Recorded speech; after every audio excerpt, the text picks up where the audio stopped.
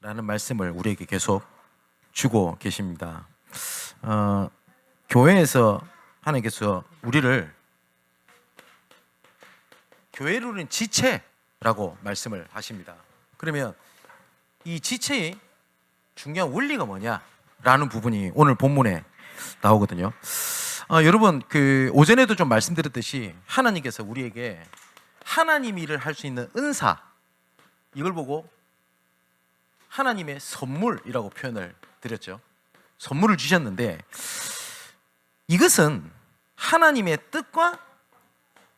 뜻과 플러스 하나님의 필요한 때, 시간표라고 그러죠. 이게 이루어졌을 때 이게 진짜 응답입니다. 우리가 응답받는 것보다 응답받아야 할 목적, 응답을 주셔야 될 이유가 분명한 것이 더 맞습니다. 제가 어떤 분의 재밌는 간증을 들었는데, 나이가 좀 드신 분이에요. 한때 예전에 아마 우리 랩런트는 잘 모를 수 있는데 북한 땅굴 때문에 난리가 난 적이 있습니다. 대한민국이. 그래서 몇 호 땅굴 뭐 이런 거 있잖아요. 그래서 전방에서 북한에 파놓은 땅굴 찾는 것에 혈안이 돼 있었어요. 군대가. 그때 당시에 장교로 계셨던 분이었습니다. 근데 그 땅굴 하나 찾았다 그러면 그 군인은 진급은 무조건 따놓은 당사입니다. 그렇겠죠. 그래서 땅굴을 찾아야 되겠다. 그래서 기도했대요. 그러면서 병사들을 이렇게 팀을 구축할 거 아닙니까? 그래서 교회 다니는 병사들을 구축을 해가지고 땅굴 찾는데 막 혈안이 돼가지고 움직였답니다. 그래서 물어봤어요. 찾으셨습니까? 라고 했더니 그분이 이런 말씀하셨어요. 그때 찾았으면 제가 그렇게 군복을 일찍 벗었겠습니까? 이렇게 표현을 해요. 못 찾았다 이 말이죠. 그러면서 저한테 이런 질문을 하더라고요. 그렇게 기도했는데 하나님 응답을 안 하셨다고. 한 가지를 묻고 싶더라고요. 묻지는 않았는데 그 땅굴을 찾는 거랑 그 하나님의 뜻을 이루는 것은 무슨 관계가 있을까요? 여러분, 그 하나님의 뜻과 그 하나님의 이유, 그죠? 하나님의 뜻과 하나님의 필요한 때가 만났을 때 하나님께서는 응답을 하시지 않습니까? 근데 대부분 이게 없어요. 제가 금요일 날도 말씀을 드렸는데 중요한 기도 제목에 왜라고 하는 이유만 붙어도 성령인도 받기가 굉장히 수월해집니다. 하나님, 제가 이게 필요합니다. 왜? 라고 묻는다면, 그죠? 하나님, 우리 가정 문제 해결해 주십시오. 왜? 라고 묻는다면요, 그죠? 근데 대부분 왜라는 게 없어요. 하나님께서는 우리에게 선물을 주신 것은 왜라고 하는 이유가 있어요. 그래서 오전에 말씀드렸죠. 그 선물이 필요한데 쓰이지 않고 있다. 다시는 그 선물 주고 싶지 않다고 안 했습니까? 그죠? 소중한 물건을 딱 사줬어요. 누가? 그러면 처음에야 그거 받고 감동해갖고 울고 막 끌어안고 너무 고맙다 이러면서 그럴 수 있죠. 근데 볼 때마다 1년이 지나도 나를 보고 울고 사줘서 고맙다 이러면서 2년이 지나도 사줘서 고맙다고 울고 사준 거 쓰도 안 해. 아까워가지고 처박아 놨어요. 그래서 무슨 숙성됐어. 그래가지고 버려버렸어요. 다시는 그 선물 안 줍니다. 그런데 어떤 선물을 줬어요. 너무 기뻐해요. 그걸 막 활용했어요. 낡아서 없어졌어.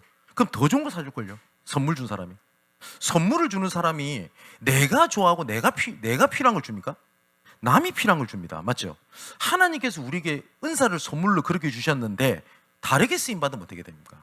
그래서 오늘 본문을 보면요, 자, 보면서 봅시다. 오늘 12장 12절에서 20절까지 말씀 보면 이런 내용이에요. 뭐냐니까 하나님께서 부르신 자들은 다 쓸 때가 있고 놀라운 계획을 갖고 있다는 겁니다. 12절에 보니까 몸은 하나인데 많은 지체가 있고 몸의 지체가 많으나 한 몸인 같이 그리스도도 그러하니라. 우리가 유대인이나 헬라인이나 종이나 자유인이나 다 한 성령으로 세례를 받아 한 몸이 되었고 또한 다 한 성령을 마시게 하였느니라. 그죠? 근데 하나님께서는 각 지체를 이렇게 두셨는데 다 하나다라고 말씀하신 겁니다. 그러면서 무슨 얘기를 하시냐? 발이 나는 손이 아니니까 나는 몸에 붙어 있지 않을 거야.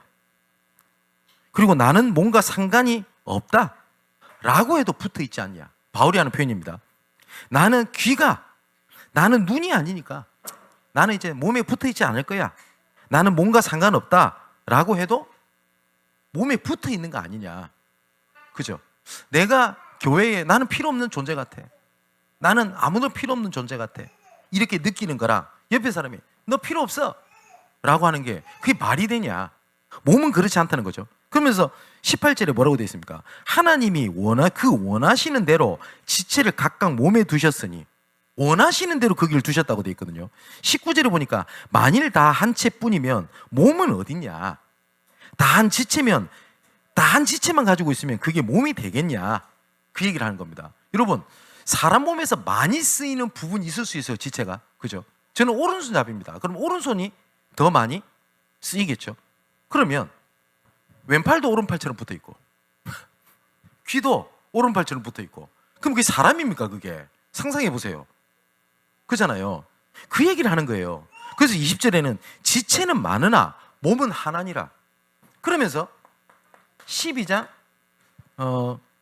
21절에서 27절까지 말씀은 어떤 내용이냐니까 그래서 그 각 지체가 왜 그렇게 존재하냐 다 쓸 데가 있다는 거예요. 그러면서 뭐라고 얘기를 하냐. 눈이 손보고 너를 쓸 데가 없다 하거나 머리가 발들어 네가 쓸 데가 없다라고 할 수 있겠냐는 거예요. 예를 들어서 눈이 귀 보고 야 나는 맨날 그 눈 부릅뜨고 눈도 부시고 이러는데 귀 너는 뭐하냐. 너 필요 없다 이렇게 할 수 있겠냐는 거예요. 손이 이쁘고 그러는 거예요. 야 니는 맨날 처먹기만 처먹고 나는 맨날 움직이고 에이씨 니 먹는 거 안 줄란다 하면서 손이 입에 음식물을 가져다 주지 않았어요. 못 먹잖아요. 가장 먼저 어떻게 되죠? 손발에 힘이 다 빠져 버는데 그 얘기를 하는 거예요. 그러면서 우리가 몸에 덜 중히 여기는 그것을 더욱 귀한 그걸로 입혀 우리 아름답지 못한 지체는 더욱 아름다운 것을 얻느니라. 그러면서 아름다운 지체는 그럴 수 없다. 그래서 무슨 말이냐니까 우리가 몸에서 우리가 좀 아름답게 보이는 부분이 있겠죠. 사람마다 눈이 이쁜 사람이 있어요. 그죠? 그런 사람은 눈을 더 드러나게 하죠. 그런데 조금 내가 손이 못생겼어. 그럼 손을 조금 감추거나 아니면 더 아름다운 액세서리 같은 것으로 더 보호를 해주지 덜 아름다운 것을 없애버리냐는 거예요. 그렇지 않죠. 그죠? 저는 우리 배장로님이 제가 한 번씩 몸 치수제가지고 옷 맞출 때마다 아마 느낄 겁니다.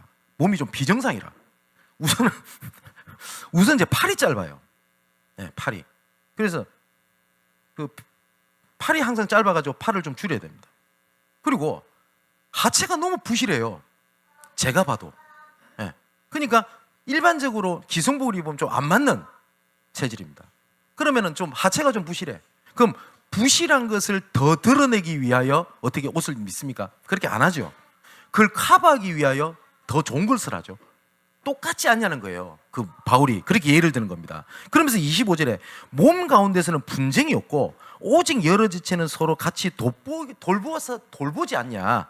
그러면서 26절에 만일 한 지체가 고통을 받으면 모든 지체가 함께 고통을 받고 한 지체가 영광을 받으면 모든 지체가 함께 즐거워하지 않냐. 그게 지체 원리라는 거예요.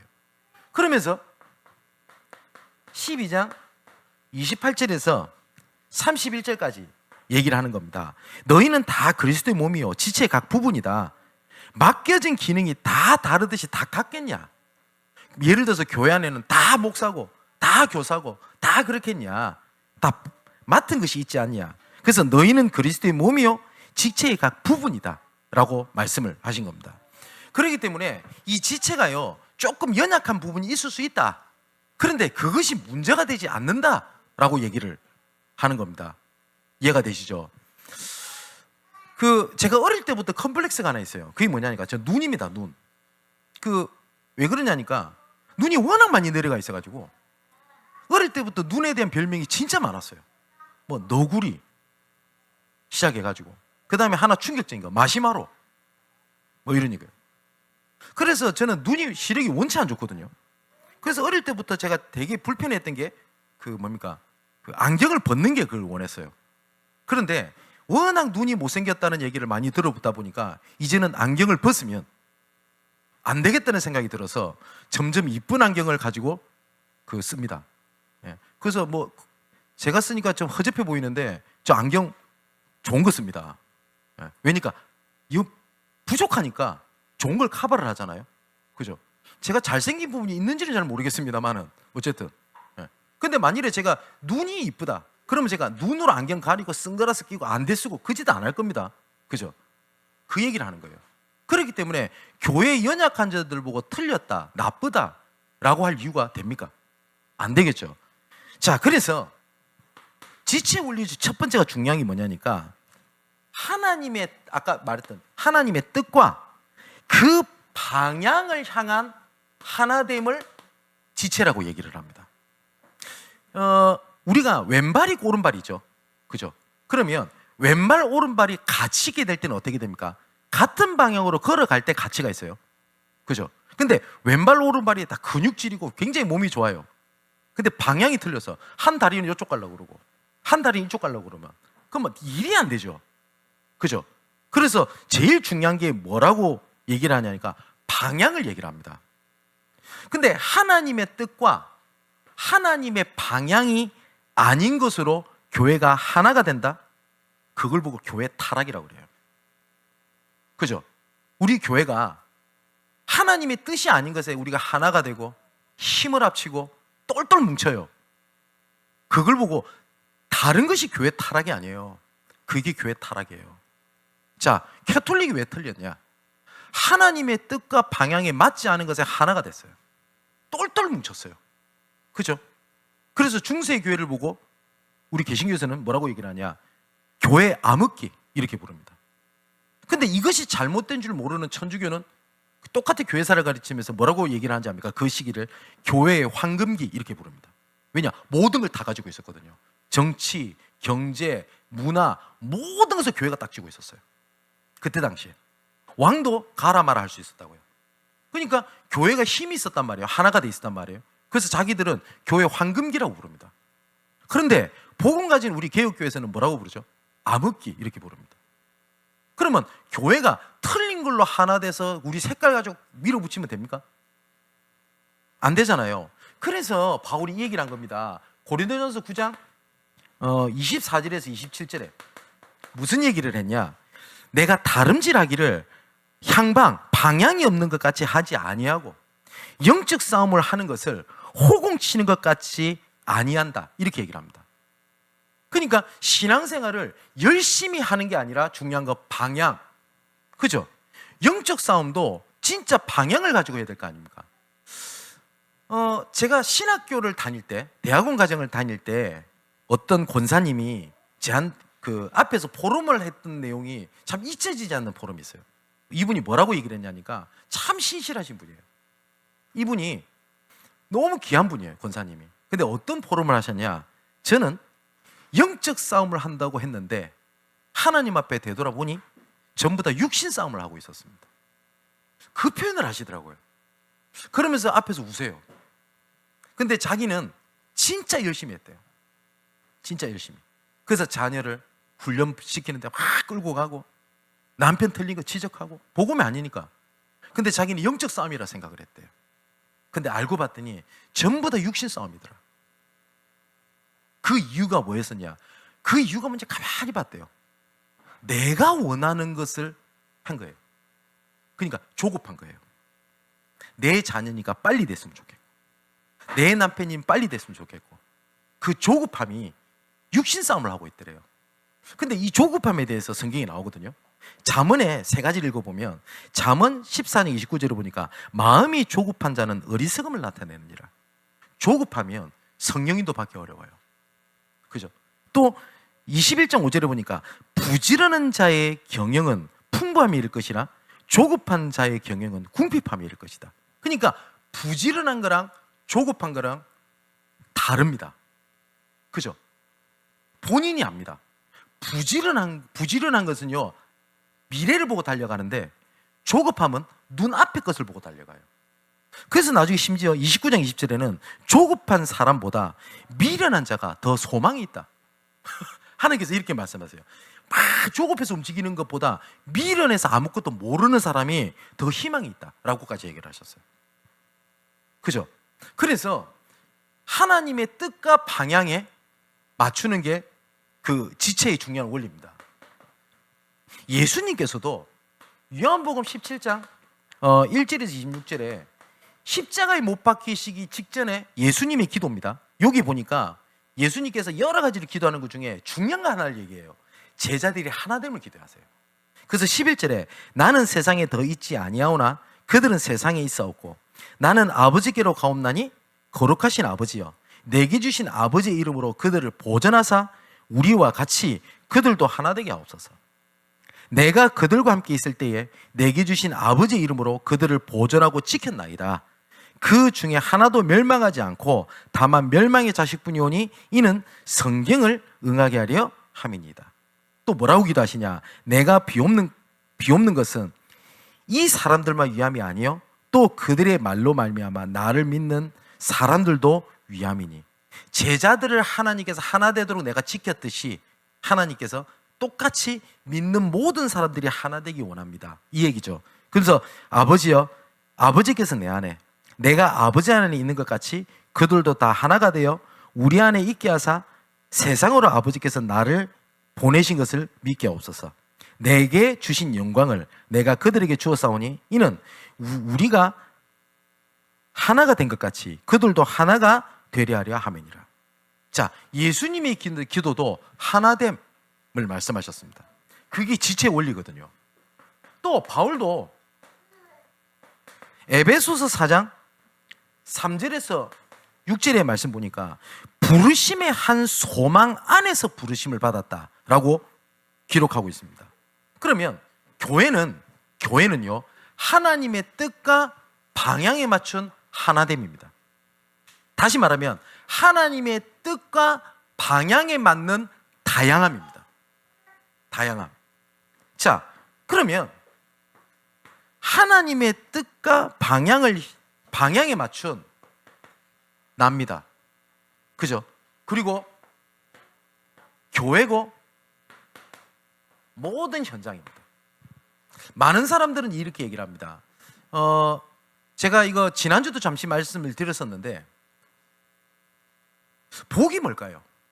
진짜 복이 복 받았다라고 얘기를 하잖아요. 마태복음 5장에 예수님께서 복을 말씀을 하실 때 복은 딱 두 가지입니다. 근데 많은 사람들이 복을 나에게 내가 원하고 내 필요한 것을 얻은 걸 보고 복이라고 얘기를 하잖아요. 그죠?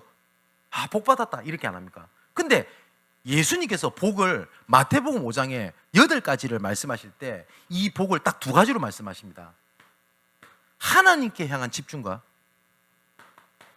사람들에 향한 집중을 복이라고 말씀하세요. 심령이 가난한 자가 어떻게 복이 있습니까? 그래서 뭐라고 하죠?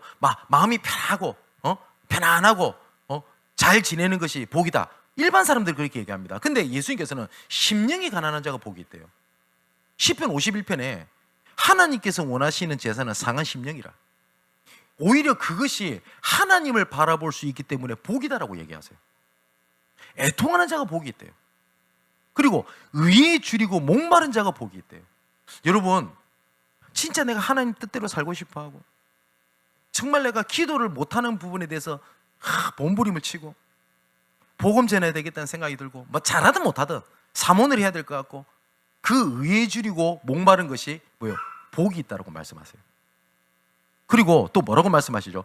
긍휼히 여김을 받는 자가 복이 있다라고 말씀 안 하시고 뭐예요? 긍휼히 여기는 자가 복이 있다. 그죠? 위로하는 자가 위로를 받을 것이며 전부 다 집중, 뭐에 대한 집중입니까? 사람들에 대한 집중입니다. 요게 나라는 게 없어요. 복이. 근데 나는 필요 없다는 말이냐? 그 말을 말하는 게 아니죠. 이 안에 너에게 넘치도록 하나님께 채우시겠다는 약속입니다. 자, 그래서 전체를 살리는 언약, 전체를 살리는 언약 속에 나 자신입니다. 예를 들어서 무슨 말이냐? 전체를 살리기 위해서 각 성도들이 건강해야 전체를 살려요. 그죠? 우리가 몸이 다쳤을 때, 한 몸의 지체가 다쳤을 때 가만 놔둡니까? 네가 낫든가 말든가 썩어버리면 잘라버려야지. 이런 사람은 없죠. 그죠? 보호를 하죠. 그리고 다친 것은 빨리 회복시키려고 하죠. 그래야지 온전한 몸을 이루기 때문에요. 그래서 내가 하나님의 은혜와 복을 받아야 되는데 그 앞에 이유가 붙는 겁니다. 전체를 살리는 언약 속에. 그리고 전체를 살리는 언약 속에 교회입니다. 우리 양문교회가 왜 복을 받아야 될까요? 그냥 우리 교회니까? 의리입니까? 그렇지 않죠. 자, 그러면 전체를 살리는 언약 속의 교회라고 하는 말은 아까 말씀드렸듯이 교회는요 굉장히 다양합니다. 다양성을 인정해 주고요, 교회는 그 사람의 달란트를 펼칠 수 있는 장을 열어줘야 돼요. 우리 렘넌트들을 살리는 방법이 있습니다. 우리 렘넌트들은 장점과 단점이 분명히 있습니다. 그런데 단점을 계속 지적하면서 치유받아라, 너 이거 바꿔야 돼 라고 얘기를 하면 바꿀 수 있으면 다행입니다. 못 바꾸면 걔 죽이는 겁니다. 그러면 단점도 못 바꾸고 장점은 묻혀버려요. 근데 장점을, 달란트를 살려주면 단점은 예를 들어서 커버가 되고 장점을 살려줄 수 있어야 돼요. 그러면 교회는 장을 열어주는 겁니다. 다시 말하면, 그죠? 이걸 해주려고 하면은 필요한 게 있어요. 뭐냐니까 기다림. 맡겼는데 못할 수 있어요. 그럼 어떻게 됩니까? 기다림, 인내, 그리고 희생이 필요해요. 아까 말씀드렸죠. 하나됨이라고 하는 것 안에는 십자가 정신이 들어간다고요. 그 십자가 정신이 뭐죠? 영광입니까? 희생입니다. 그죠? 예수님께서 하나님과 우리 사이에 원수된 것을 화평케 하시려고 십자가에서 희생하셨어요. 근데 그 희생이 하나님의 영광이 된 겁니다. 그래서 교회 안에서 하나됨을 이루기 위한 것에 진짜 필요한 것의 하나가 희생이고 인내입니다. 그게 하나님의 영광으로 바꾸십니다. 그게 지체의 원리입니다. 근데 많은 사람들이 하나됨을 얘기를 하면서 내가 원하고 내가 필요하고 내가 판단하는 것을 하나를 얘기를 해버리면 갈등이 돼요. 그죠? 다양성을 인정해주고 플랫폼 역할을 해주는 겁니다. 세 번째로, 전체를 살리는 언약 속에 우리의 삶입니다. 유재석이라고 하는 연예인이죠. 이 사람이 이 얘기를 하대요. 위기가 뭐냐? 여러분, 위기가 뭐라고 생각합니까? 위기가 온 줄 모르고 있는 게 위기다. 일리 있어요. 이거보다 더 큰 위기가 있대요. 위기가 왔으나 위기가 온 것에 대한 관심이 없는 것. 그게 두 번째 위기래요. 세 번째 딱 그 얘기를 하대요. 진짜 근데 위기는 뭐냐? 위기가 왔을 때 혼자 살려고 몸부림치는 것이 진짜 위기래요. 그 얘기 참 마음에 담기대요. 근데 제가 유재석 프로필 이 사람 예수 믿는 사람이 아니에요. 그런데 많은 사람들은 위기가 딱 오잖아요. 그럼 딱 발동되는 게 뭔지 압니까? 나라도 살아야지. 맞아요? 아니죠. 그러면서 어떤 생각이 드냐니까, 야, 불신자보다 못하면 어떻게 되냐. 그죠? 우리의 생각 판단이 불신자보다 못하면 불신자 어떻게 살립니까? 그죠? 제가 이런 표현을 한 적 있죠. 내가 가정 살리려면 가정이 가지고 있는 분위기, 생각, 판단 위의 것을 봐야 가정을 살릴 수 있지. 똑같은 수준에 있으면 어떻게 살립니까? 중직자분들이, 우리 교사분들 렘넌트 살리려면 어떻게 되는지 아세요? 렘넌트들이 생각하고 있는 이상의 것을 봐야 렘넌트 살립니다. 근데 렘넌트들 방황한다고 똑같이 방황해버리고, 똑같이 늦는다고 똑같이 늦어버리고, 똑같이 아무 때나 한다고 해서 아무 때나 해버리고, 그래 살리겠다? 못 살려요. 그러겠죠. 목회자인 저도 마찬가지입니다. 시대 살리려면 이 시대가 어떻게 돌아가는지 보고 그 위에 것을 판단해야 될 거 아닙니까? 그죠? 그래서 아까 제가 그 사문을 미션홈 사역자 모임 때도 말씀을 드렸는데, 저는 뉴스를 거의 빠짐없이 잘 보는 편입니다. 정치, 경제 뭐 이런 부분들, 뭐 관심이 있는 것도 맞아요. 그런데 돌아가는 상황을 알아야 될 거 아닙니까? 그죠? 금리가 낮춰진다대요? 낮춰질 가능성이 크대요. 어저께인가 그저께인가 뉴스를 봤는데, 그러면 여기서 봐야 될 것도 여러 가지가 있을 거 아닙니까? 근데 똑같이 보는데 어떤 사람은 그냥 시가 이렇게 흘러가는구나, 지식으로 하는 거라, 전도 계획을 가지고 선교를 계획을 가지고 보는 거랑은 다르잖아요. 그죠? 저는 달러가 높아지고 낮아지고 굉장히 관심이 많습니다. 그 중에 하나가 뭐냐니까 선교 때문에 그렇습니다. 여러분 이해가 되시죠? 이게 지체 원리입니다. 자, 그렇다면 우리 청년들이 조금 비전을 좀 품어야 될 게 있습니다. 우리 청년들에게 조금 어떤 좀 꿈을 꾸면 좋겠냐니까, 여러분 교회 살리는 꿈을 꾸는 청년이 좀 일어나기를 정말 바랍니다. 정말로요. 제가 잊지 못하는 간증을 한 번 들은 적이 있습니다. 울산에 어떤 애가 공부를 잘하는 애가 있대요. 근데 얘가 토요일만 되면 뭐 주일날 뭐 교회 가는 거야 뭐 그렇다지만, 토요일만 되면은 학원을 안 가고 자꾸 어디를 가더래요. 뭐지? 고등학생이. 그래서 얘가 이상한 데 빠졌나 싶어서 부모님이, 믿지 않는 부모입니다, 가본 거예요.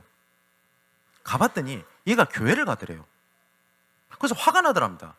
이놈의 교회는 토요일날 저녁까지 애를 잡아두나? 근데 그렇지가 않더래요. 고등학교에 자기 친구들 몇 명이 모여 있더랍니다.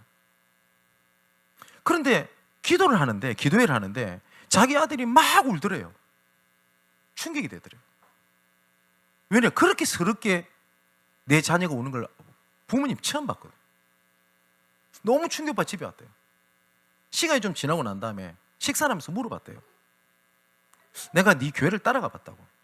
근데 진짜 걱정이 돼서 그런다고. 왜 그렇게 교회에서 우냐고. 그랬더니 아들이 덤덤하게 이렇게 얘기를 하더래요. 지금 교회가 어렵대요. 여러 가지 어렵더래요. 경제적으로. 그런데 마음에 맞는 친구들이 모여가지고 교회를 위해서 기도했대요. 그 말에 아버지가 2차 충격. 불신자인데 그 말에 듣고 아버지가 감동받아가지고, 내가 너를 위해서 도와줄 수 있는 게 없겠냐. 아들이 그런 얘기를 했대요. 나를 위해서 돕지 말고 하나님을 위해서 해주십시오.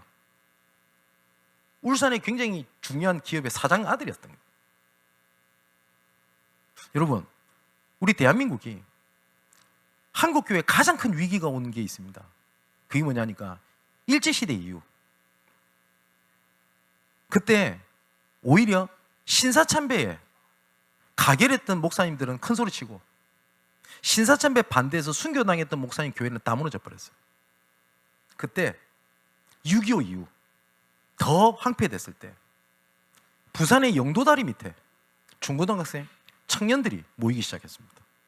뭘 두고 모였냐? 하나님, 한국교회를 살려주십시오.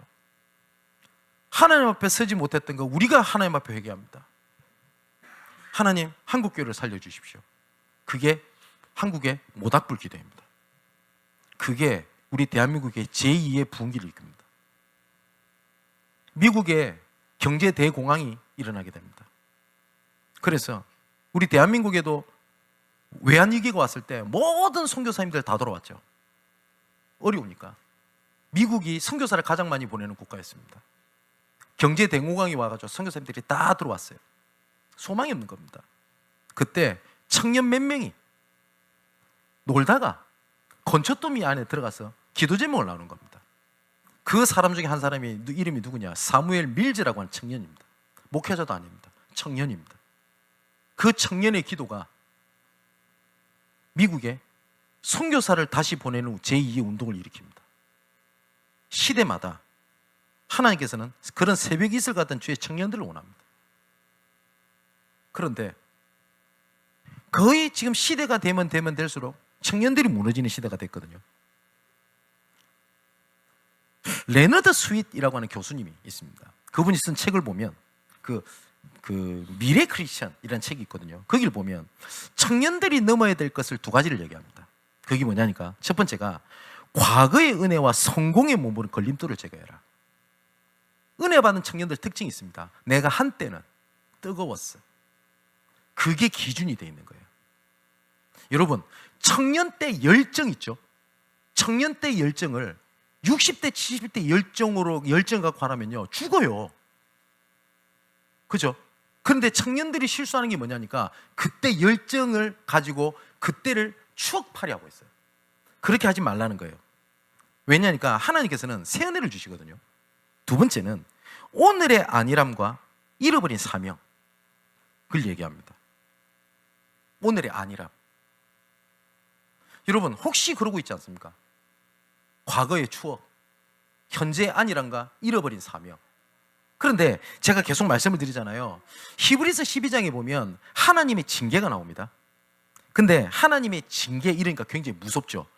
하나님의 징계는 우리의 유익을 위하여 그의 거룩하심에 참여하게 하시는 것이라고 되어 있거든요. 우리를 위하여 하나님께서는 그 다음 것을 준비하시기 위하여 허락하신 것이라고 되어 있어요. 그래서 제가 그거 믿음이라고 얘기 안 했습니다, 절대. 근데 우리는 자꾸 그걸 믿음이라고 생각해요. 나 어쩌라고. 언젠가 되겠지. 언젠가 하나님께서 나 이렇게 세워주시겠지. 언젠가 은혜 주시겠지. 그 믿음 아닙니다. 근데 많은 사람들이 그걸 은혜라고 생각하고 자포자기하고 있어요. 하나님은 그걸 은혜라고 단 한 번도 말씀하신 적이 없어요. 근데 우리는 그게 믿음이라고 생각을 해요. 그러면서 어느 부모가 우리 아들 언젠간 잘 되겠지. 그래서 관심이 없어요. 그거 자녀에 대한 믿음 아니잖아요. 애 같아잖아요. 그렇지 않습니까? 안 그런가요? 그잖아요. 그래서 히브리서 12장에 뭐라고 되어 있는지 아세요? 피곤한 손과 연약한 무릎을 이렇게 세우고 너희 발을 위하여 곧은 길을 만들어 저는 다리로 하여금 어그러지지 않도록 고침을 받게 해라. 자세를 말씀하세요. 자세를. 예를 들어 공부가 안 돼, 학생이. 그러면 그런 학생한테 꼭 지시키는 게 있어요. 뭐냐? 책상부터 치워 라고 얘기를 해요. 공부할 수 있는 환경이 안 되면 공부할 생각이 안 들어요. 공부하는 애의 특징이 있습니다. 책상 위에 앉을 수 있는 공간이 없어요. 거의 진열장이 돼 있어요. 그죠? 여러분, 절대 사면 안 되는 가전제품 중에 하나가 러닝머신이래요. 러닝머신이 다 빨래 건조대로 쓰고 있대요. 그래서 제가 집에 신방을 해보다 보면 러닝머신이 건조대로 안 쓰는 데를 못 봤어요. 맞죠? 똑같아요. 내가 하나님 앞에 진짜 어떻게 하냐, 일어나야 돼요. 여러분, 기부스 오래 해가지고 다리 기부스 오래 돼가지고 제대로 못 걸어보신 적 있으세요? 저는 있어요. 저는 팔을 오래 기부스를 해가지고요, 손을 이렇게 못 움직일 때가 있었어요. 그러면 언젠가는 움직여지겠지. 수술 잘 됐으니까. 그러면요, 이 손 못 씁니다. 뭘 하죠? 물리치료를 계속 하죠. 그래서 성경에 뭐라고 되어 있는지 압니까? 눈을 들어라. 일어나라. 고침을 받게 해라. 뛰어라. 라고 말씀하시는 거예요. 우리 청년 여러분, 이런 사람이 있을 겁니다. 나는 목사님, 저는 열정을 잃어버렸습니다. 일어나세요. 나는 안 되는 것 같습니다. 안 그래요. 자세입니다, 자세. 자, 저는 교회를 두고 딱 두 가지 하나의 말씀 생각납니다. 오라. 그러면서 뭐라고 말씀하셨냐? 내가 쉬게 하리라. 두 번째는 가라. 내가 함께 하리라. 저는 이게 교회라고 저는 믿습니다. 오라. 내가 쉬게 하리라 라는 말은 모이는 교회를 얘기합니다. 이걸 영어로 로컬 처치라고 하죠. 가라 라고 하는 것은 흩어지는 교회를 얘기합니다. 파라처치라고도 하죠. 고린도전서 12장에 보니까 지체이기 때문에 모일 때 가치가 있어요. 모일 때 가치가 있어요. 따로따로 분리해 놓으면요 가치가 없어요. 그래서 여러분, 내가 한자로는 못 쓰겠고 그 수어지교라고 합니까?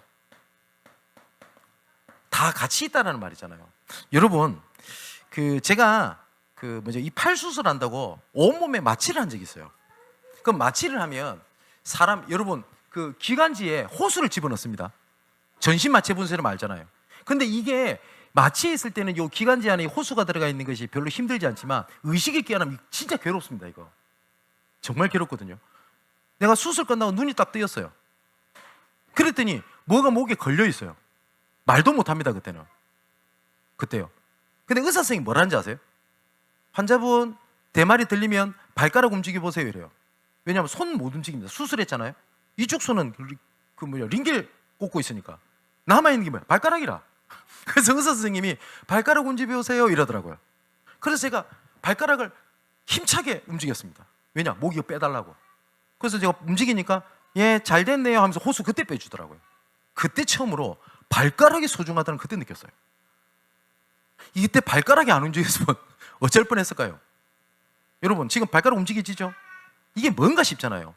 그 순간이 될 때 발가락이 그렇게 고마웠어요. 여러분, 한 가지 예를 든다면 지체는 하나 될 때 가치가 있어요. 그래서 교회는 지체입니다. 그래서 오전에 말씀드렸듯이 교회에서 하나님께서는 항상 교회 혹은 성도 혹은 연합이라는 걸 얘기하시면서 큰 계획과 큰 일에 대한 얘기를 하십니다. 항상 우리 골로새서 2장 2절 3절 그리스도 안에 모든 지혜와 지식 보가 다 감춰져 있는데 아멘 하잖아요. 그리스도 그게 뭐라고 되어 있냐? 그리스도 안에서 연합하는 것에 대한 그리스도의 비밀 이렇게 되어 있어요. 에베소 1장 17절 너희의 눈을 밝히사 하나님의 부르심의 소망이 무엇인지를 알게 원한다. 아멘이죠.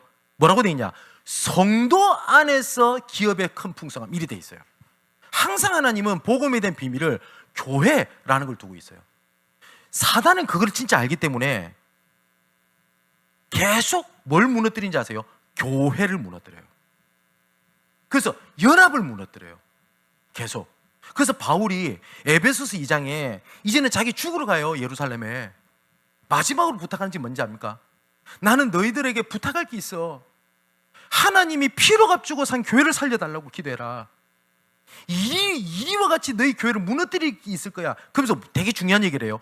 이 말을 듣는 너희 중에서도 이 이리와 같은 일을 할 수 있는 사람이 있기 때문에 기도해라. 교회를 부탁을 해요. 근데 점점 어떤 시대가 온지 아세요? 무교회주의가 계속 와요. 인터넷으로 뭐 언제든지 말씀드릴 수 있어요. 그죠? 근데 하나님의 비밀은요 교회 안에서 있어요. 자, 가라 내가 함께 하리라. 이건 흩어지는 교회거든요. 건강한 교회는요 모이는 것에만 집중하지 않습니다. 흩어져야 될 이유를 아는 모임이에요. 우리가 지금 모였잖아요 주일날. 그럼 주중에는 어떻게 하죠? 내가 삶을 사는 게 아니라 흩어지는 교회입니다. 어쩔 때는 하나님께서는요 문제를 일으켜서 현장으로 보냅니다. 그죠? 자, 그게 성경에 나오죠. 애굽의 노예. 두 번째 뭡니까? 바벨론의 포로, 아수르. 그죠? 세 번째는 뭡니까? 로마의 속국.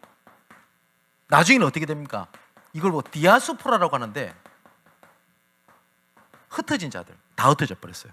그런데 흩어짐의 이유를 아는 사람에게는 이것이 뭐였죠? 전부 다 응답이고 기회고 발판이었는데 그 이유를 모르는 사람에게 전부 다 이게 뭐가 되죠? 저주가 됐어요.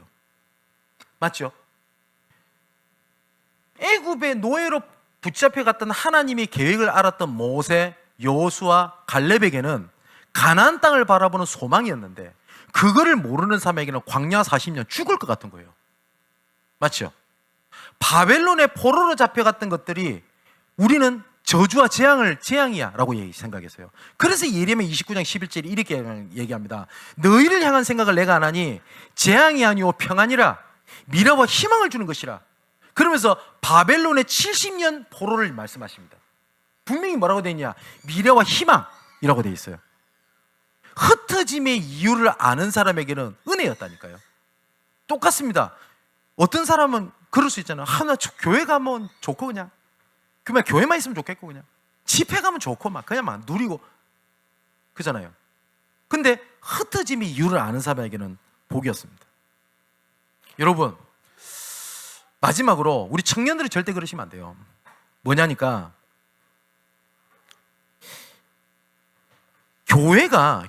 교회에서 중요한 거는 머리라고 되어 있습니다. 머리는 예수 그리스도입니다. 맞죠? 각 지체가 있습니다. 각 지체는 머리에 의하여 움직입니다. 그죠? 머리가 뇌파를 해가지고 팔을 움직이게 하죠. 그죠? 그리고 머리를 위해서 존재한다 해도 과언이 아닙니다. 그렇기 때문에 지체는 목적과 방향을 가지고 움직입니다. 그게 교회입니다. 그리고 교회의 주인은 목회자가 아닙니다. 절대로 아닙니다. 그래서 저는 하나님 주신, 성경 주신, 교회 중심 얘기를 하지만 저는 양심적으로 목회자 중심이라고 하는 단어를 쓰질 않습니다. 혹시나 이게 오해될까봐, 혹시 이게 남용이 될까봐 저는 쓰지 않습니다. 예. 저도 교회 안에 일원이기 때문에 같이 가는 거잖아요. 그런데 교회의 주인, 예배의 주인은 하나님이십니다. 그런데 주객이 전도가 되면 어떻게 되는지 아세요? 내가 원하는 교회를 찾아요. 여러분, 교회 커뮤니티에 저도 가입되어 있는 게 있어요. 수만 명이에요. 그게 계속 올라오는 교회가 있어요. 좋은 교회 소개시켜 주세요. 자기 딱 스타일을 얘기해요. 내 스타일에 맞는 교회를 소개해 주세요. 그럼 그걸 볼 때마다 이걸 입장 바꿔 생각해 보세요. 여러분, 아버지께 오늘 집에 가서 아버지한테 전화해서 아버지, 내가 편한 대로, 내가 하고 싶은 대로 아버지 섬길게요. 내가 원하는 대로 할게요. 묻지지 마세요. 내가 원하는 대로 하면 바로 나올 겁니다. 이런 후레자식 바로 나올 겁니다. 이걸 우리가 하나님 앞에 하고 있어요. 그러다 보니까 어떻게 하고 있는지 아세요? 교회를요, 쇼핑해요. 우리 청년들은 절대 신앙생활 그렇게 배우지 마세요. 교회를 쇼핑해요. 그거 어떻게 되는지 압니까? 아유, 요거만 있나? 이 말은 양문교회 절대 나가지 마라, 이렇게 수준 낮은 얘기로 들립니까? 여러분, 신앙생활 그렇게 하면 안 돼요. 많은 사람들이 어떻게 생각하냐니까, 여러분, 우리는 하나님을 섬긴다고 표현합니다. 모든 종교는 빈다고 표현합니다. 그래서 보상을 받아요. 우리는 섬기기 때문에 안 준다고, 우리는 하나님이 주인이고 우리를 종이라고 표현하죠. 종은 보상이 없어요. 맞죠? 보상이 없어요. 그냥 해야 돼요. 그래서 우리는 하나님을 섬긴다라고 표현을 해요. 근데 우리가 자칫하면 하나님이 주신 은사, 헌신, 인내했던 것에 대하여 내가 보상 심리를 가지면 어떻게 돼요? 그때부터 나는 망하는 거예요. 내가 교회를 위해서 얼만큼 했는데, 간혹가다 목사님들도 그럽니다. 내가 교회를 위해서 내가 얼마만큼 지금 복음에서 희생했는데 내가 이런 대우를 받냐? 여러분, 우리 청년들만큼은 신앙 그렇게 배우면 안 돼요. 지체 원리가 그런 겁니다. 정말 저는 우리 청년들이 교회 살리는 꿈을 꿨으면 좋겠습니다. 시대 살리는 꿈을 꾸길 바랍니다. 그리고 정말 이 시대를 놓고 진짜 울 수 있는 청년들이 일어나기를 바랍니다. 청년 시대를 여는 주역 되기를 주님의 이름으로 축원을 드립니다. 기도합시다. 하나님의 영혼을 위하여 살아가길 원합니다. 하나님의 영광을 위한 각자 작은 불꽃이 큰 불을 일으켜 어둠의 모든 것을 밝혀 어둠에 있는 자들을 몰려들게 하는 교회 현장이 되게 없어서, 모이는 교회를 하나 되게 하시고 흩어지는 교회로 하나 되게 하여 주옵소서. 과거의 것에 머물러 있지 아니하며 오늘의 것에 얽매여 있지 아니하고 잃어버린 복음의 열정과 사명을 회복하여 미래에 대한 감사와 큰 확신으로 서게 하여 주옵소서. 이것을 위하여 앞서가는 자들의 영육간의 어려움 속에 있는 자들을 이끌어주고, 영육간의 어려움 속에 있는 자들은 포기가 아닌 피곤한 손과 연약한 무릎을 일으켜 세우고 걸어가야 될 여정을 위하여 올바른 방향을 바라보고 새롭게 일어나 다름질을 시작하게 하여 주옵소서. 이 모든 말씀을 교회의 머리가 되시고 우리를 지체로 부르신 예수 그리스도의 이름으로 기도하옵나이다. 아멘.